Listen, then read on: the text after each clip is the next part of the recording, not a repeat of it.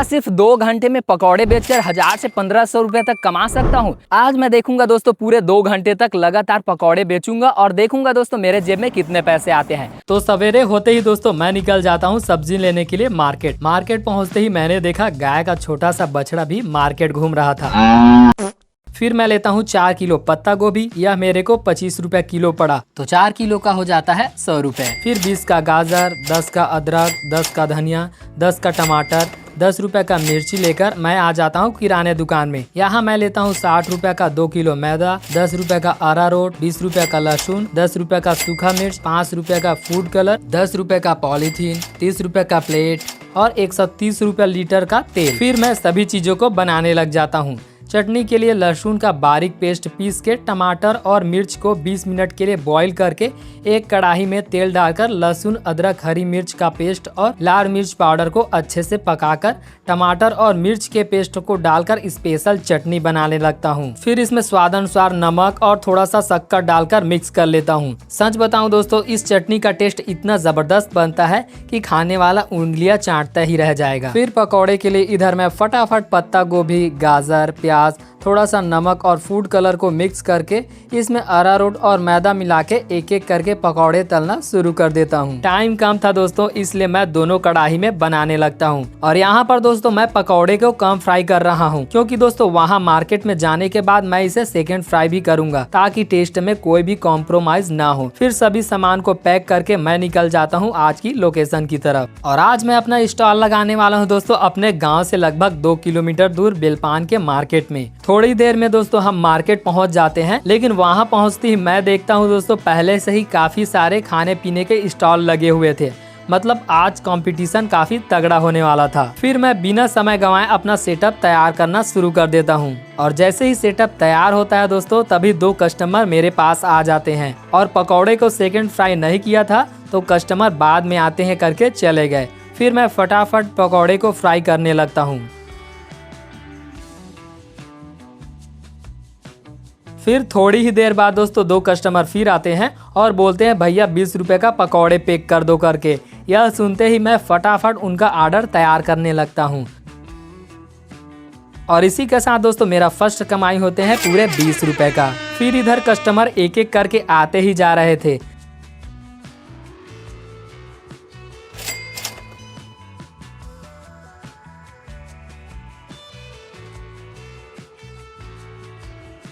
दीदी को मेरा बनाया हुआ चटनी इतना ज़्यादा पसंद आया दोस्तों कि मेरे से रेसिपी पूछ रहे थे।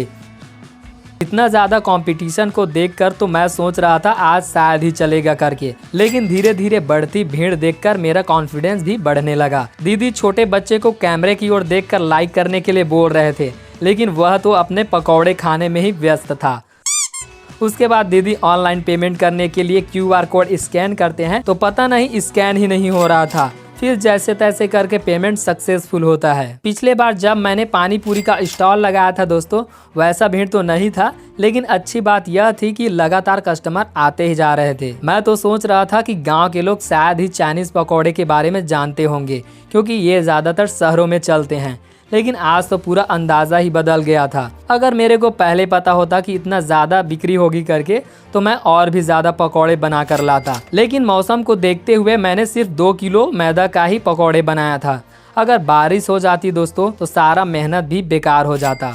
इसी बीच मेरे गाँव के कुछ लोग भी आ जाते हैं और मुझसे पूछते हैं, अरे तुम ये सब कब से करने लगे? अब मैं उन्हें क्या बताऊं, ये सब मैं वीडियो के लिए कर रहा हूं। इधर तो दोस्तों ज्यादातर लोग पकौड़े पैक करवा कर ही ले जा रहे थे, और कुछ लोग तो ऐसे भी थे जो फ्री में ही मांग कर ले जा रहे थे। सच बताऊं दोस्तों तो पकौड़े बेचने में बहुत मजा आ रहा था। लोग एक एक करके आते जा रहे थे और मैं उसे पकौड़े देते जा रहा था। कई लोग तो आते ही मोमोज पूछ रहे थे, तो मैंने उसे बगल वाले भैया के पास भेज दिया जो मोमोज बेच रहे थे। और कमेंट में ये भी बताना दोस्तों कि आखिर आपको मोमोज ज्यादा पसंद है या चाइनीज पकौड़े। देखता हूँ अगर मोमोज में ज्यादा कमेंट आएगा तो अगला वीडियो टॉपिक उसी पर बनाऊंगा।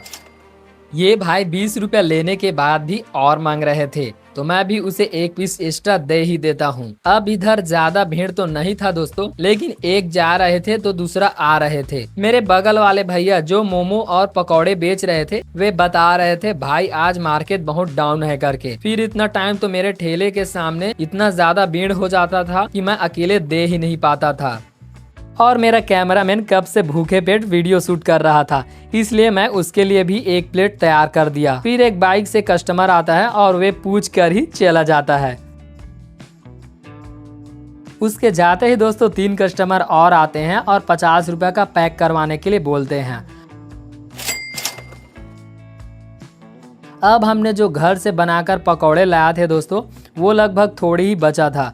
सामने देखता हूँ तो पूरा मार्केट अभी भी काफी भीड़ था। फिर एक भैया आते हैं, मैंने सोचा यह पकौड़े लेने आया होगा करके, लेकिन मेरे को पता नहीं था कि यह पैसा वसूलने के लिए आए हैं। यह मेरे से 20 रुपये दुकान लगाने के लिए मांग रहे थे।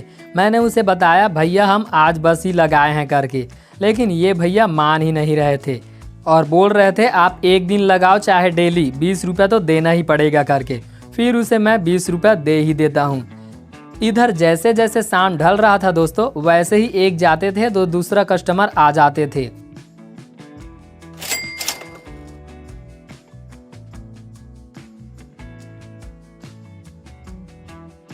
इस भैया को ऑनलाइन पेमेंट करना था, लेकिन पता नहीं दोस्तों मेरा QR को क्या हो गया था, स्कैन ही नहीं कर रहा था। शायद इस नाम से यह भैया अलग अलग डायरेक्शन में स्कैन करने के लिए लगे थे।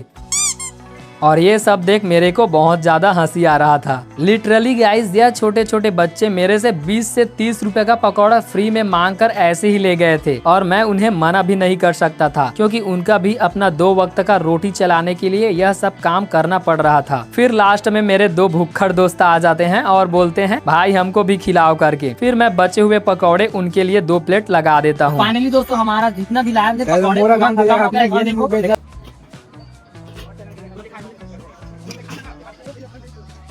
फिर मैं छतरी बैनर निकाल के टेबल फोल्ड करके सभी सामान को पैक करके हम निकल जाते हैं अपने घर की ओर। तो हमने 2 घंटे में पकौड़े बेचकर कितने पैसे कमाए गाइस, चलिए गिनते हैं। 100, 200, 300, 350, 400, 450, 500, 520, 540, 560, 580, 600, 620, 640, 660, 680, 700, 720, 740, 760,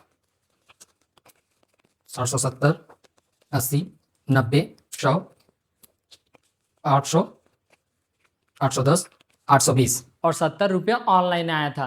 तो टोटल हमने सेल किया दोस्तों 890 रुपये का। और अगर इसमें का इन्वेस्टमेंट हटा दिया जाए दोस्तों तो हमारा प्रॉफिट होता है 455 रुपये का। साथ ही दोस्तों गैस और पेट्रोल का भी खर्चा हटा देते हैं तो हमारा प्रॉफिट होता है दोस्तों 405 रुपये का। इसके साथ ही दोस्तों हमने जो 1 लीटर कुकिंग ऑयल लिया था दोस्तों, वो लगभग आधा बचा है। यानी कि दोस्तों उसका इन्वेस्टमेंट में से 50% अगर कम कर दिया जाए तो हमारा टोटल प्रॉफिट होता है 470 रुपये का। तो अगर वीडियो पसंद आया होगा दोस्तों तो वीडियो को करिए लाइक, शेयर, सब्सक्राइब। और अगला वीडियो किस टॉपिक पर देखना चाहते हैं दोस्तों कमेंट में ज़रूर बताएं। मिलते हैं दोस्तों ऐसे ही नई वीडियो के साथ।